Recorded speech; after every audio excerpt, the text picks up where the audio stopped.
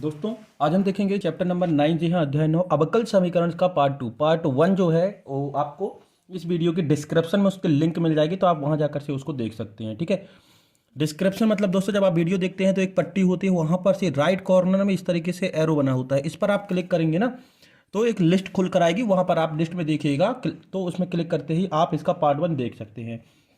तो पार्ट 2 में हम प्रश्न नंबर 8 के चौथे क्वेश्चन से सॉल्व करेंगे। तो देखो यहाँ पर से इसको सॉल्व करना है।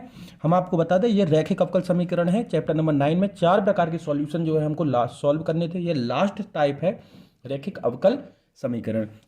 तो देखो यहाँ पर हमें केवल dy अपॉन डी एक्स चाहिए, क्योंकि देखो हमारा दिया गया है equation x dy upon D x plus 2y is equal to x square. हमें यहाँ पर या तो dy अपॉन डी एक्स चाहिए रहता है या dx अपॉन dy। तो इसको हटाने के लिए हम पूरे समीकरण को x से डिवाइड कर देंगे, तो ये हो जाएगा x upon x dy upon D x plus 2y upon x equal to x upon x square upon x. X से एक्स कैंसिल, तो ये केवल बचा आपका dy upon D x plus ये है आपका 2 upon x into Y equal, और ये केवल बच्चा x। तो देखो आपका फॉर्मेट हो गया dy upon D x plus P Y is equal to q. इस फॉर्मेट में हो गया, इस रूप में ये जो समीकरण है दिख रहा है आपको dy upon D x p into y is equal to q. तो यहां पर देखिए सबसे पहले तो इस समीकरण से जब इसकी तुलना करेंगे, इसको चाहो तो समीकरण एक नाम दे दो, ये रैखिक समीकरण के रूप में हो गया। ठीक है, दो प्रकार होते हैं रैखिक समीकरण के। अब यहां पर देखिए ये जो y दिख रहा है, y के साथ जो होता है वो p होता है, तो यहां पर से p की वैल्यू क्या है 2 अपॉन एक्स एंड q की वैल्यू क्या है आपकी केवल x।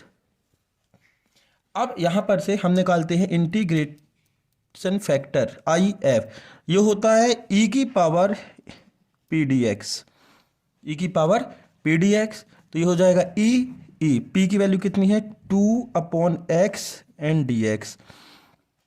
तो ये हो जाएगा I F is equal to, ये जो 2 है बाहर आ गया और 1/x का होता है log x, और ये ई की ऊपर चल रहा है, ई की पावर में चल रहा है, तो ये हो गया ई log x की पावर 2। अब ये क्यों हो गया दोस्तों, देखो एक सूत्र होता है n log m is equal to होता है log m की पावर n, यही होता है ना। ये वाला फॉर्मूला लग गया यहाँ पर से log वाला। देखो n log m मतलब ये 2 आगे था तो ये x की पावर में चला गया। अब एक चीज सबसे महत्वपूर्ण बात याद रखिएगा दोस्तों, आप यहाँ पर जब हमें IF निकाला तो ये जो log है और ये जो e है वो कैंसिल हो जाता है। मतलब से यदि e के ऊपर से log की पावर होती है तो इन दोनों को नहीं लिखते हैं, केवल हम लिखते हैं एक्स स्क्वायर। तो ये हो गया एक्स स्क्वायर, ये आ गया आपका IF सेपरेट। ये IF है क्योंकि अभी ये सॉल्यूशन नहीं हुआ है, इसके आगे हमको सॉल्यूशन करना है, तो देखते हैं आगे क्या होगा। तो समीकरण का हल होगा, अतः समीकरण का हल सॉल्यूशन ऑफ इक्वेशन होता क्या है, हल सूत्र होता है ये। ठीक है, इस चीज का विशेष ध्यान रखें दोस्तों, सूत्र होता है y into I F equal integration of q into I F into D x देखो y into I F equal to integration of q into I F. तो वैल्यू रखते हैं तो y की जगह y ही रहेगा। आई एफ की वैल्यू हमने निकाली है एक्स स्क्वायर इंटीग्रेशन आई q की वैल्यू हमने निकाली थी, तो q की वैल्यू हमारी आई थी केवल ओनली x, और आई एफ क्या आई है x square into D x. तो ये हो गया y x square is equal to integration of x के साथ एक्स स्क्वायर को मल्टीप्लिकेशन करेंगे तो एक्स क्यूब डी एक्स। तो ये हो जाएगा वाई एक्स स्क्वायर एक्स की पावर 3 का यदि हम इंटीग्रेशन या समाकलन करते हैं तो एक्स की पावर 4 अपॉन 4 प्लस सी। ये तो आपको मालूम है ना, ये वाला फॉर्मूला लग गया है इंटीग्रेशन ऑफ एक्स की power N D X equal to x की power N plus 1 upon N plus 1। ये आपने चैप्टर नंबर 7 में स्टार्टिंग में ये फर्स्ट फॉर्मूला था समाकलन का। तो क्या हो गया आपका y की वैल्यू, तो ये हो जाएगी y is equal to x की power 4 upon x square into 4 plus C upon x square.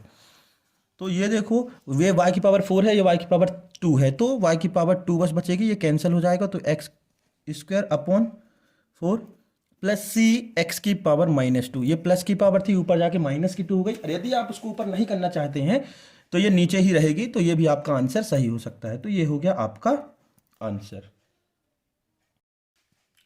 इसका प्रश्न नंबर 5 है। तो नेक्स्ट क्वेश्चन है y d x minus x plus 2y² dy is equal to 0। देखो दोस्तों, यहाँ पर जो दिख रहा है ना, वो अभी अपने रेखिक अवकल समीकरण के रूप में नहीं है। तो ये फॉर्मेट बनेगा आपका, देखो y d x is equal to x plus 2y का whole square into D y. यही होगा ना, ये माइनस का इस तरफ आया तो प्लस का हो गया। अब ये हो गया d x upon d y, ये डी वाई इंटू में था तो ये अपॉन में आ गया। अब ये पूरा उठ के यहाँ चला जाएगा, तो ये हो जाएगा एक्स प्लस 2y का होल स्क्वायर अपॉन y। तो इसको अलग अलग लिखेंगे तो हो जाएगा d x upon d y equal to x upon y plus 2y² upon y. y से y कैंसिल हो गया एक, तो ये हो गया d x upon d y, और ये प्लस का इस तरफ आया तो माइनस का 1 upon y into x, into में लिख दिया, उससे कोई दिक्कत नहीं है, एक्स अपॉन वाई ही लिखा है, इज इक्वल टू यहाँ बचा आपका केवल 2y। क्या बचा? केवल 2y, इतनी बचा ना दोस्तों। तो अब देखिए ये सिंटैक्स जो होता है वो ये वाला है, दूसरा syntax d x upon d Y plus वहाँ पर पी वाई था तो यहाँ पी एक्स होगा इज इक्वल टू क्यू। ये सिंटैक्स है, इस चीज़ का विशेष ध्यान रखिएगा दोस्तों अभी, क्योंकि आगे चल के फॉर्मूले में आपको जरूरत पड़ेगी। पी एक्स, देखो d x upon d y था, इसके पहले वाला सिंटैक्स क्या था हम यहाँ लिख देंगे, चाहो तो देखो यहाँ हम लिख दे रहे हैं। इसके पहले वाला इंडेक्स था d y upon D x, या स्टैंडर्ड फॉर्म जिसको हम बोलते हैं मानक रूप, d y upon D x plus p into y is equal to q. तो क्यू तो यह राइट हैंड में जो रहता है वो क्यू ही होता है, लेकिन यहाँ पर गौर करिएगा d y upon D x है तो ये पी वाई लिखा जाएगा, और यहाँ d x upon d y है तो पी एक्स लिखा जाएगा। मतलब ऊपर वाले को आप ध्यान रखिएगा, अभी समाकलन में भी जरूरत पड़ेगी, ठीक। तो ये वाला सिंटैक्स तो नहीं है अपना, यहाँ पर ये वाला फॉर्मेट है। तो इसको हम चाहो तो नाम दे दिए समीकरण 1। इन दोनों से तुलना करिए तो p की वैल्यू आ गई आपकी -1y y, क्योंकि x के साथ p होता है तो x के साथ ये p है, और q की वैल्यू आ गई आपकी 2y। हमें किसकी जरूरत पड़ती है? इंटीग्रेटेड फैक्टर अर्थात IF की। तो ये क्या होता है? e की power integration of P D x. तो e इंटीग्रेशन ऑफ p की वैल्यू है -1/y। अब यहाँ पर देखो दोस्तों, ये जो dx अपॉन dy वाला होता है तो यहाँ p dx नहीं होगा, यहाँ पर पूरे में dy चलेगा हमेशा, लास्ट तक क्या चलेगा? dy। तो ये dy, यहाँ पर कंफ्यूज होते हैं स्टूडेंट। देखो मैं फिर से बता दूं कि जब dx अपॉन dy वाला होता है तो आपको समाकलन किसके सापेक्ष करना है? y के, और जब dy अपॉन dx होता है तो समाकलन x के सापेक्ष करना है, ठीक। ये ध्यान रखिएगा, यहाँ गलती नहीं करना है। तो ये हो जाएगा आपका e -1/y का हो जाएगा log y, और ये हो जाएगा e log y की पावर -1, क्योंकि ये सामने माइनस है और कुछ नहीं लिखा मतलब 1, तो पावर हो गई -1। वही वाला फॉर्मूला लग गया जो अभी हमने इसके पहले क्वेश्चन में लगाया था। फिर भी हम आपको बता दें कि यहाँ कौन सा फॉर्मूला लग गया। ये लग गया आपका n log m is equal to log m की पावर n वाला। तो ये -1 था तो ये पावर में चला गया। अब हमने बताया क्या था कि e और log एक साथ होता है तो ये दोनों कैंसिल हो जाते हैं आपस में, तो आपका केवल बचेगा y की पावर -1, और आप चाहो तो इसको लिख सकते हैं 1/y। क्यों लिख सकते हैं? क्योंकि माइनस है पावर, तो ये जब नीचे आएगी तो प्लस पावर हो जाएगी। तो ये IF की वैल्यू आ गई। IF की वैल्यू कितनी आ गई? IF की वैल्यू 1/y।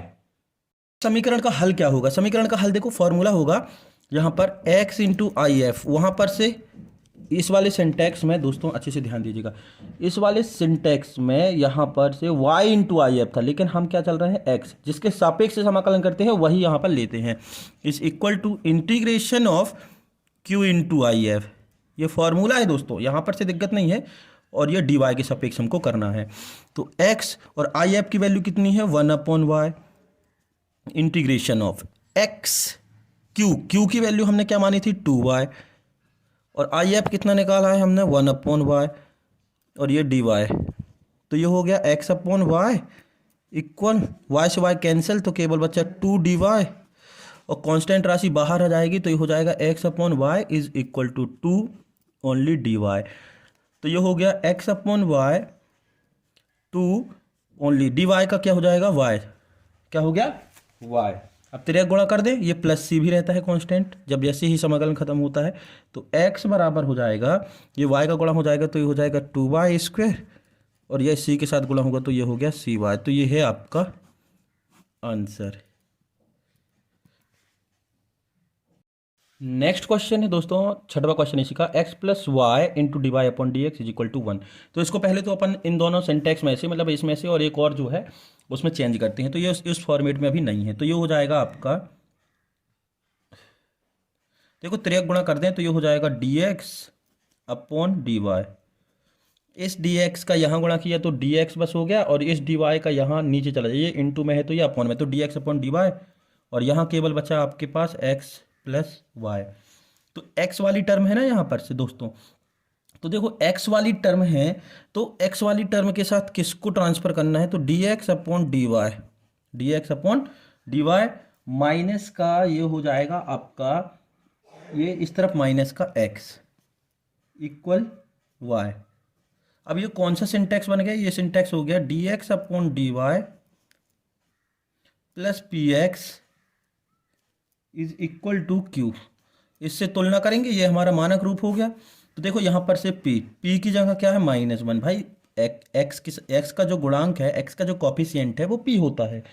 तो यहाँ पर x के साथ कुछ नहीं है मतलब -1 है, भाई यहाँ कुछ नहीं है मतलब 1 है, और ये माइनस का साइन है तो माइनस, एंड q की वैल्यू आपको दी है y, q की वैल्यू दी है y। अब हमें निकालना है इंटीग्रेटेड फैक्टर यानी कि IF, तो ये होता है e की पावर pdx कि पी डी वाई, क्योंकि ये अपॉन में है तो पी डी वाई ही लेकर चलना है। इस यहाँ पर ध्यान दीजिएगा, देखो जो नीचे होता है उसके सापेक्ष आपको अवकलन या समाकलन करना है, किसके सापेक्ष, जो नीचे होता है, ठीक। और गुणांक में क्या लिखना है आपको, जो ऊपर होता है। तो P D Y is equal to ई की पावर इंटू -1 डी वाई। तो ये हो जाएगा आपका, यही लिख लें पहले यहाँ पर से, ई की पावर -y, ई की पावर -y, माइनस बाहर आ गया, डी वाई का हो गया y। तो आई एफ इंटीग्रेटेड फैक्टर आपका आ गया ए की पावर -y। इसकी तो ज़रूरत पड़नी है ना मित्रों अभी।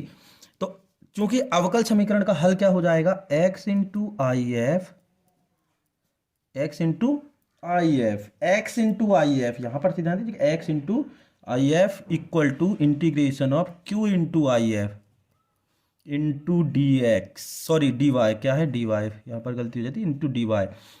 तो x की वैल्यू तो x ही है, आई एफ की वैल्यू e की power -y equal integration of q, q की वैल्यू है y, आई एफ है e की power -y into D y, into D y. देखो दोस्तों q हमने क्या माना था, अब भी हमने निकाला था q is equal to y था, आई एफ हमने निकाल लिया, तो q इंटू आई एफ मतलब q की जगह हमने y रख दिया, आई एफ की जगह e की power -y and d y. अब यहाँ पर से थोड़ी सी समस्या हो सकती है आपको, तो सोचना नहीं है, या खंडशः समाकलन करना है। खंडशः समाकलन कहने का मतलब ये है कि समाकलन के गुणनफल नियम का यूज करना है, समाकलन के गुणनफल नियम का यूज करना है। तो यहाँ पर जब हम समाकलन के गुणनफल नियम का यूज करेंगे, ठीक है, जब हम यहाँ पर से समाकलन के गुणनफल नियम का यूज करेंगे, तो पहले सूत्र हम आपको बता दें कि यदि दो चर u इंटू भी होते हैं जिसका हमें समाकलन करना रहता है, तो सूत्र बनता है आपका पहले u छोड़ के सेकेंड चर का, मतलब से दूसरे वाली राशि का, दूसरे वाले फलन का समाकलन, माइनस इंटीग्रेशन ऑफ पहले वाले का, ये x है इसलिए हम dx लगा रहे हैं फॉर्मूले के अनुसार, आपको dy के सापेक्ष करना है, दूसरे वाले का मतलब से u का, और इंटीग्रेशन ऑफ भी डी एक्स, और इस पूरे का आपको करना है समाकलन, ठीक है। तो ये होता है आपका सूत्र, क्या होता है, ये होता है सूत्र। आप चाहो तो चैप्टर नंबर 7 में देख सकते हैं, और ये जरूरी, जैसे हमने अवकलन का गुणनखंड का नियम पढ़ा था, वही ये समाकलन के गुणनफल का नियम है। तो हमारे लिए u क्या हो जाएगा दोस्तों, देखो यहाँ पर से गौर करिएगा, u हो जाएगा ये और भी हो जाएगा ये, ठीक है ना। यहाँ पर अब हम सूत्र लगाते हैं, फॉर्मूला जो हमने लिखा था। तो देखो यहाँ पर तो लगने वाला कुछ नहीं है, सॉरी, e की पावर यहाँ पर से -y इज इक्वल टू, सूत्र लगाते हैं तो पहले को छोड़कर से दूसरे का समाकलन माइनस, ठीक, फिर d upon D x into y, d upon d y है, ठीक है, d upon d y into y, और इसका ई की power minus y d y, और इस पूरे का फिर से समाकलन, यही करना है ना। तो ये एक्स ई की power minus y is equal to y, इसका समाकलन करेंगे तो ई की पावर वाई का ई की पावर माइनस वाई, और जो माइनस वाई का करेंगे तो ये हो जाएगा माइनस का one, minus integration of y का करेंगे तो ये हो गया वन, और इसका करेंगे तो ये हो जाएगा ई की power minus y upon minus one into D y, x e की power minus y equal to, अब देखो यहाँ पर से इस चीज़ का ध्यान रखिएगा, ये हो जाएगा आपका माइनस का वाई ई की पावर माइनस वाई, यही होगा ना, वाई ई की पावर माइनस वाई, ये माइनस का यहाँ मल्टीप्लिकेशन हो गया तो माइनस, अब ये माइनस माइनस हो गया प्लस, इंटीग्रेशन ऑफ ई की power minus y d y, तो एक्स ई की power minus y equal to minus y e की पावर माइनस वाई प्लस, अब इसका समाकलन करना है तो क्या होगा, ये ई की पावर वाई का ई की पावर माइनस वाई ही होगा अपॉन, और फिर माइनस वाई का करेंगे अवकलन तो ये हो जाएगा one plus c, x e की power minus y equal to minus y e की पावर माइनस वाई, और ये प्लस माइनस का माइनस ई की power minus y plus c. मित्रों यहाँ पर से किसी प्रकार की कोई दिक्कत तो नहीं है, हमने सिर्फ खंडशः समाकलन किया है, मतलब से गुणनफल वाले नियम का प्रयोग किया है। तो देखो अब x बराबर हो जाएगा माइनस वाई ई की पावर माइनस वाई अपॉन ई की पावर माइनस वाई, मतलब ये इनटू में था, इन सबके अपॉन में चला जाएगा, तो माइनस ई की पावर माइनस वाई अपॉन ई की power minus y plus C upon ई की पावर माइनस वाई, ई की पावर माइनस वाई ई की पावर माइनस वाई कैंसिल, यहाँ पर भी ये कैंसिल, तो ये हो गया x is equal to minus y minus one, ये देखो पूरा कट गया तो minus one plus c e की पावर वाई, ये माइनस में पावर थी ऊपर चली गई न्यूमरेटर में, मतलब से अंश में चली गई, तो ये जो पावर थी उसका साइन चेंज हो जाता है, ये बेसिक रूल्स है। अब ये सब माइनस वाले उठा के सब इस तरफ ले आओ तो ये हो जाएगा x plus y plus one equal to c e की पावर वाई, यही है आपका आंसर। ठीक है दोस्तों, हम इतनी मेहनत कर रहे हैं, यदि आपको वीडियो हेल्पफुल लगती है, आपको लगता है कि आपको समझ में आ रहा है या आपको इससे कोई सहायता मिल रही है, तो आप वीडियो पर रिस्पांस जरूर दें, या तो आप उस पर लाइक करें या कमेंट करें, लेकिन कुछ ना कुछ आप रिस्पांस जरूर करें दोस्तों, जिससे कि हमें पता चल सके कि यदि किसी प्रकार की कोई कमी है तो हम उसमें सुधार करें। क्वेश्चन नंबर 7 है दोस्तों, इसको बहुत अच्छे से देखिएगा। क्या है कि इसमें जो प्रश्न बैंक में क्वेश्चन है उसमें थोड़ी सी गलती है, ठीक है। प्रश्न बैंक में दिया है, इसको हल करना है, क्योंकि बुक में यदि आप देखेंगे 9.6 में क्वेश्चन नंबर आपका ये है 14, तो वहां पर ये विशिष्ट हल निकालना है, स्पेशल जो वैल्यू है आपको फाइंड करनी है x बराबर 1 और y बराबर 0 पर, लेकिन क्वेश्चन बैंक में आपको केवल इतना दिया है, तो इसका ये सॉल्यूशन नहीं है, इसका सॉल्यूशन भी हम बता देंगे और विशिष्ट हल भी निकाल के आपको जो है बता देंगे। तो गलतियां थोड़ा सा ध्यान दीजिएगा, प्रश्न बैंक में बहुत सारे क्वेश्चन और सॉल्यूशन जो है उसमें गलत दिए हुए हैं। तो देखो x प्लस वन हमारा इक्वेशन है 1 plus x square upon d y upon D x plus 2xy equal to 1 upon 1 plus x square. अब देखो हमें केवल सेपरेट हमेशा d y upon D x single चाहिए रहता है, तो इस पूरे को हम 1 प्लस एक्स स्क्वायर से डिवाइड कर देंगे, तो ये हो गया d y upon D x plus, divide किया तो ये तो खत्म, तो यहाँ बचा 2xy upon 1 plus x square equal, ये हो गया 1 अपॉन 1 प्लस एक्स स्क्वायर की पावर 2, क्योंकि जब हम डिवाइड कर रहे हैं तो ये दो बार लिख जाएगा ना, 1 plus x square into 1 plus x square, तो हम इसको लिख सकते हैं 1 प्लस एक्स स्क्वायर का होल स्क्वायर। अब देखो यहाँ पर से d y upon D x plus 2x upon 1 plus x square into Y equal 1 upon 1 plus x square का होल स्क्वायर। तो ये सिंटैक्स है d y upon D x plus P Y is equal to Q के form का। तो इससे यदि आप कंपेयर करेंगे, तुलना करेंगे इस समीकरण नंबर 1 की, तो आपको p मिलेगा, ये देखो y के साथ p है 2x upon 1 plus x square, and q मिलेगा, ये q है 1 अपॉन 1 प्लस एक्स स्क्वायर का होल स्क्वायर। ठीक है दोस्तों। अब हमें क्या निकालना रहता है यहाँ से, इंटीग्रेटेड फैक्टर मतलब आई एफ। तो आई एफ निकालते हैं ई की पावर पी डी एक्स। यहाँ पर से देखिए पी डी एक्स लेना है क्योंकि ये सब पूरा एक्स में है, और ये जो नीचे रहता है उसी के सापेक्ष आपको समाकलन करना रहता है। आप इसको थोड़ा सा ध्यान रखिएगा, ठीक है। तो पी डी एक्स, पी की वैल्यू रख देंगे, तो ई पी की वैल्यू कितनी है, 2x upon 1+x² into D X. अब देखो यहाँ पर, देखो ये अवकलन करने पर हम यहाँ पर सेपरेट कर ले रहे हैं, integration 2x upon 1+x² into D x. तो इसका समाकलन करने के लिए हम यहाँ पर से मान लें, ठीक है। माना, आप साइड में मान लेना या नीचे मान लीजिएगा, माना x² + 1 is equal to T मान लिया, मतलब से इसकी जगह आप टी रख सकते हैं। जब इसका आप अवकलन करेंगे तो ये हो जाएगा 2x dx is equal to dt। ये सब चीज़ें तो आपने पिछले चैप्टर में जो है पढ़ चुकी हैं, ठीक। ये तो अब इसको मानते हैं, तो ये हो जाएगा इंटीग्रेशन ऑफ 1/t और 2x dx की जगह dt। तो ये हो गया आपका log t, ठीक है।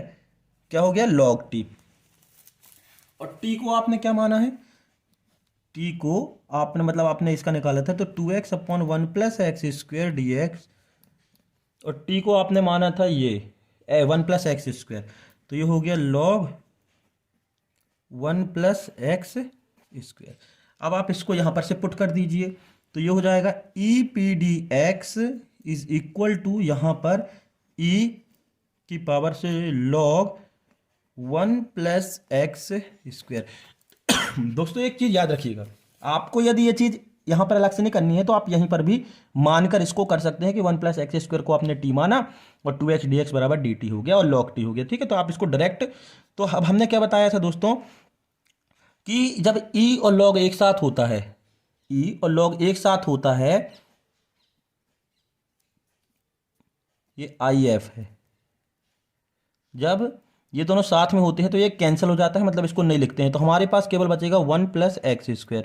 इस चीज़ का ध्यान रखें, आपने शुरू से ही ये बताते आए हैं कि यदि log और e एक साथ होता है तो log और e कैंसिल हो जाता है, केवल 1+x² है, जो कुछ भी उसके साथ होता है वही बचता है। तो आई एफ आ गया 1+x²। अब करते हैं हम अवकल समीकरण का हल। अवकल समीकरण का हल हो जाएगा y into I F is equal to integration of q into I F into D Y कर रहे थे शायद, है ना, dy अपॉन डी एक्स, नहीं सॉरी डी एक्स कर रहे थे, अलग से टेक्स्ट था। इस चीज़ का ध्यान रखिएगा, यहाँ गलतियाँ हो जाती हैं। तो y इंटू आई एफ की वैल्यू है 1+x²। q की वैल्यू क्या है, q की वैल्यू हमने निकाली थी 1/1+x² का स्क्वायर, यही निकाला था ना। और आई एफ हमारा आया है 1+x² इंटू डी एक्स। तो ये हो गया y into 1+x² is equal to, देखो ये दो बार है तो ये एक बार कैंसिल हो जाएगा, तो केवल बचेगा 1/1+x² इंटू डी एक्स। तो ये हो गया y into 1+x² equal integration of 1/1+x²। Formula होता है tan इनवर्स x का, किसका, tan इनवर्स x प्लस सी। ये आपका सॉल्यूशन है, क्या है, ये आपका सॉल्यूशन है। अब यदि इसको नाम दे दें समीकरण नंबर 2। अब यदि ये बोलता है विशिष्ट हल करना है, क्योंकि प्रश्न बैंक में ऐसा कुछ नहीं लिखा हुआ है और उसने आधे सॉल्यूशन में x और y की वैल्यू रख दी है, तो समीकरण 2 में x बराबर 1 और y बराबर 2 0 रखने पर, तो ये तो 0 हो गया पहले, तो ये हम लिख दें 1+x² is equal to tan inverse 1 क्यों, x की जगह 1 रखना था, और ये हो गया प्लस का c। तो ये हो गया पूरा 0, ये हो गया tan इनवर्स, और 1 किसकी वैल्यू होती है, tan π/4 की, प्लस c। तो tan इनवर्स से tan कैंसिल हो गया, तो ये बचा 0 is equal to π/4 plus c। तो c की वैल्यू हो जाएगी, ये प्लस का इस तरफ जाएगा तो बचाएगा माइनस का π/4। तो ये आ गई आपकी c की वैल्यू। अब इस c की वैल्यू को आप समीकरण नंबर 2 में पुट कर दीजिए। तो समीकरण 2 में c बराबर -π/2 रखने पर,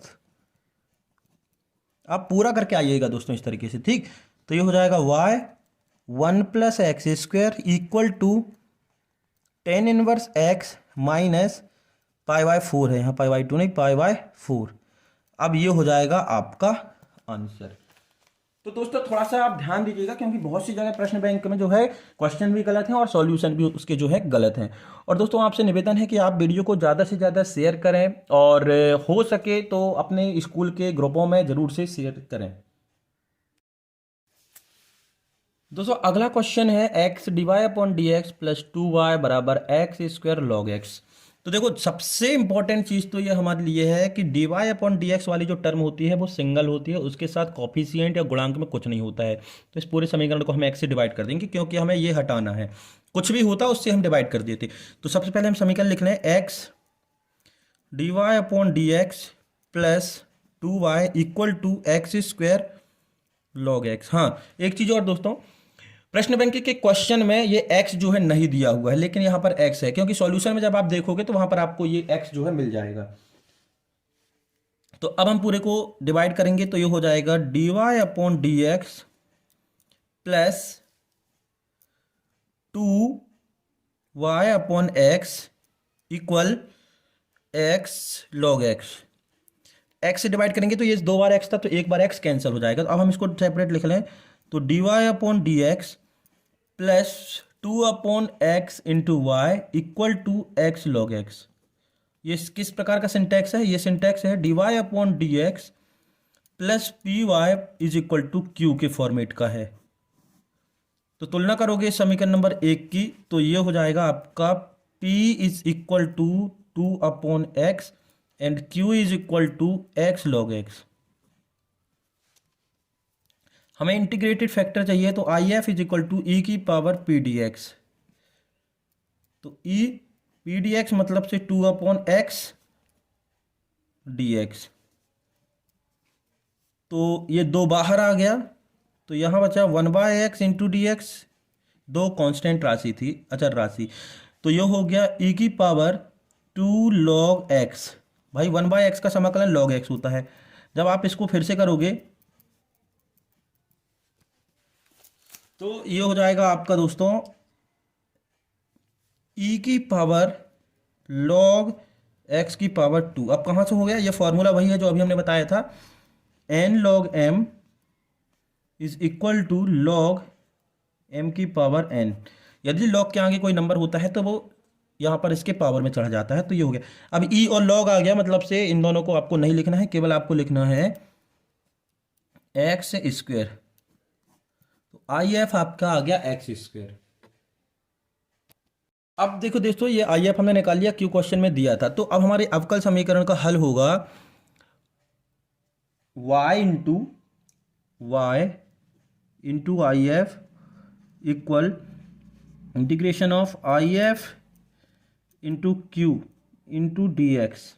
वाई आई एफ की वैल्यू है आपकी x², ठीक, और आई एफ की वैल्यू आपने x² निकाली है, क्यू की वैल्यू है x log x into D x. तो ये हो गया x² Y is equal to, इसे कोई दिक्कत नहीं, आगे पीछे कर सकते हैं, x² के साथ x का मल्टीप्लाई होगा तो ये हो जाएगा x³ log x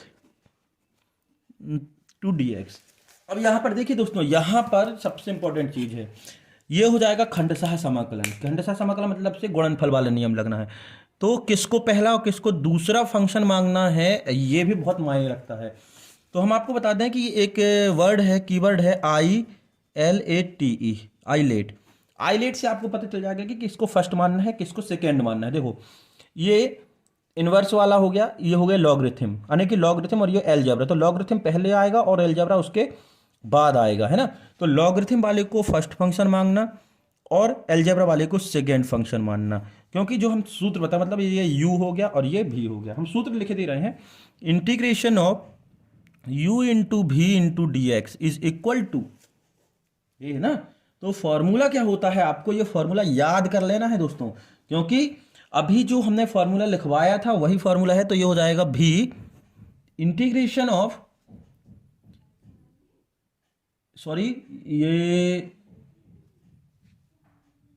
तो ये u नहीं है, ये u है, भी नहीं है, ठीक है, u V D x minus integration of D upon D x into first function मतलब u और integration of second function into V X और फिर इसका समाकलन।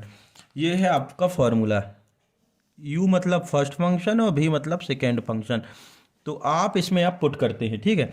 तो ये हो गया एक्स स्क्वायर वाई, ये तो कोई छिड़खानी नहीं करनी है, यहाँ की बात करते हैं। तो ये हो जाएगा first function log x integration of x cube D x minus D upon D x you मतलब लॉग एक्स, ठीक है। फिर इंटीग्रेशन ऑफ भी मतलब एक्स क्यूब डी एक्स और इस पूरे का फिर से समाकलन। तो ये हो जाएगा X square Y is equal to log X, इसका हो जाएगा ये एक्स की पावर 4 अपॉन 4, भाई एक्स की पावर n वाला फार्मूला लगेगा ना, ये वाला।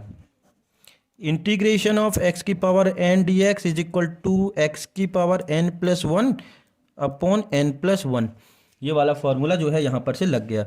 माइनस लॉग एक्स का ये हो जाएगा 1/x और इसका हो जाएगा एक्स की power 4 upon 4 into D x.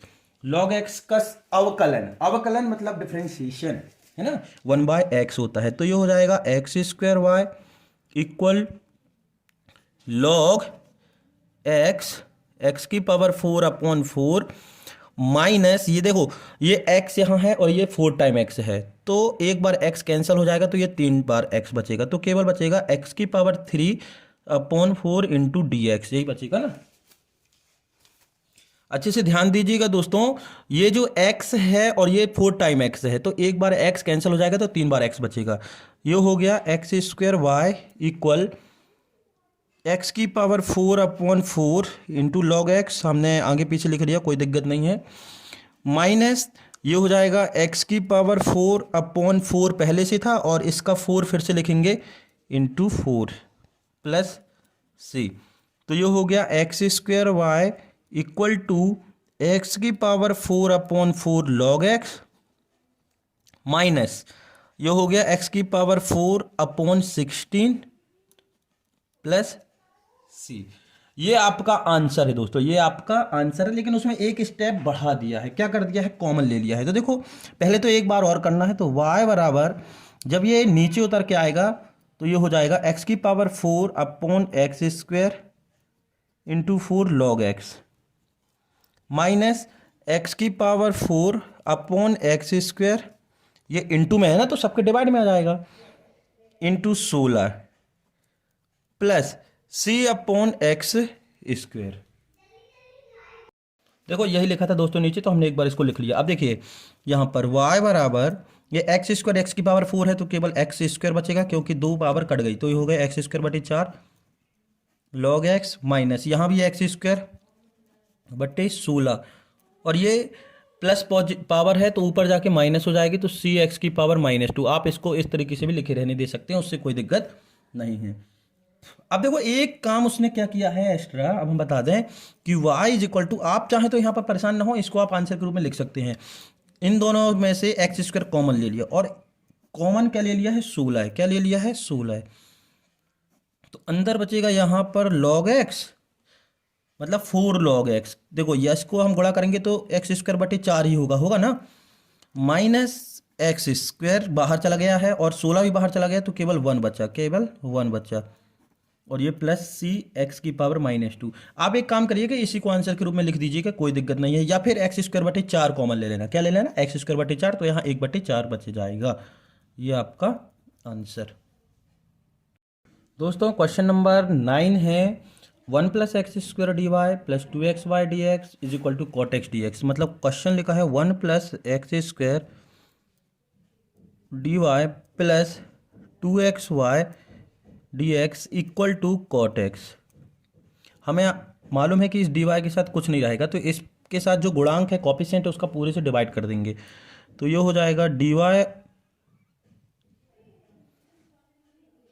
ध्यान दीजिएगा दोस्तों, ये नहीं करना अपन को 1 + x स्क्वायर, क्योंकि ये करने से नहीं आएगा, क्योंकि दो जगह डी एक्स है, यहाँ भी डी एक्स है, यहाँ भी डी एक्स है, तो डी एक्स वाली टर्म एक साइड कर लेते हैं अपन, ठीक है। डी एक्स वाली जो टर्म है एक साइड कर लेते हैं, तो 1 + x स्क्वायर तो 1+x² dy और dx वाली टर्म एक साइड ले जाते हैं तो ये हो जाएगा cot x, और ये प्लस का इस तरफ उठ के जाएगा तो माइनस का 2xy dx। तो ये हो गया 1+x² into D Y is equal to, दोनों से dx कॉमन हो जाएगा, यहाँ भी dx है, ये गलती हो जाती है दोस्तों, थोड़ा सा ध्यान रखिएगा, ठीक। तो ये हो जाएगा cot x minus 2xy, dx यहाँ भी था तो कॉमन आ गया। अब आ गया dy अपॉन dx, ये dx इंटू में था यहाँ उतार दिया, और इसके साथ जो इंटू में था वो दोनों के अपॉन में चला जाएगा, तो ये हो जाएगा cot x upon 1+x² minus 2xy upon 1+x²। देखिए दोस्तों, यहाँ पर से कोई कन्फ्यूजन नहीं होनी चाहिए, हमने सिर्फ इसको उठा के इस तरफ ले आए हैं तो ये माइनस का हो गया। अब इन दोनों में dx है, यहाँ भी dx है, यहाँ भी, तो dx कॉमन ले लिए तो cot x माइनस 2xy बचा। अब ये जो dx था वो इसके अपॉन में चला गया, और इसके साथ जो था वो इसके अपॉन में आ गया, इन दोनों के, एक और दो पद थे तो दोनों के अपॉन में। अब ये उठा के हम इस तरफ ले जाएंगे तो ये हो जाएगा dy upon dx plus 2x upon 1+x² into Y, यही है ना, 2xy है, हमने अलग से इस तरीके से लिख दिया। तो cot x अपॉन 1+x², इसको नाम दे दिया समीकरण 1। अब मानक रूप किस रूप का है ये, dy upon dx plus P Y is equal to Q के फॉर्मेट का है। तो इससे तुलना करोगे तो p की वैल्यू मिलेगी y के कॉफिशिएंट, मतलब 2x upon 1+x² and q आपको मिल गया cot x upon 1+x²। Integrated factor अर्थात से IF हमको निकालना है, तो e की power P D x is equal to E, पी की वैल्यू है आपकी 2x upon 1+x² and dx।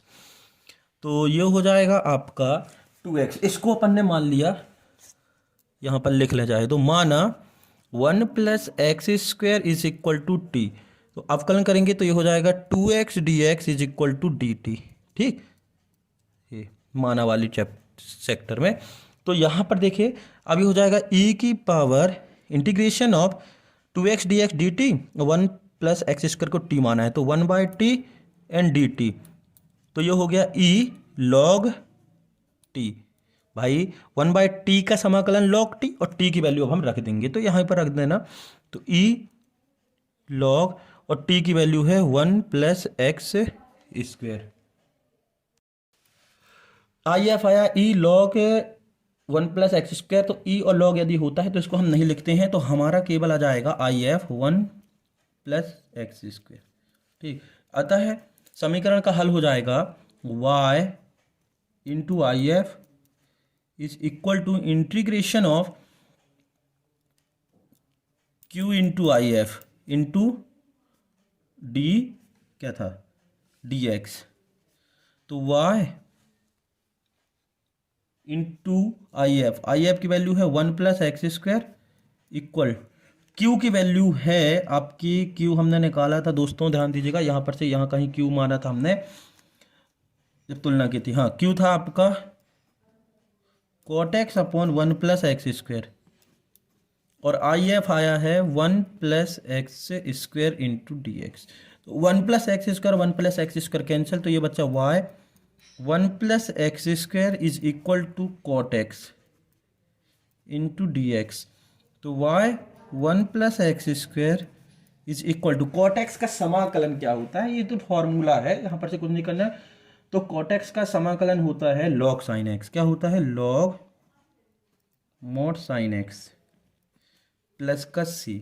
तो y 1+x² is equal to log sin x plus c, यही है आपका सॉल्यूशन, यही है आपका आंसर। दोस्तों इसके आगे का सॉल्यूशन हम आपको अगले पार्ट में देंगे, क्योंकि ये जो चैप्टर था बहुत बड़ा था, तो इसके अगला पार्ट आपको इसी वीडियो के डिस्क्रिप्शन में मिल जाएगा। तो आज के लिए इतना ही, धन्यवाद।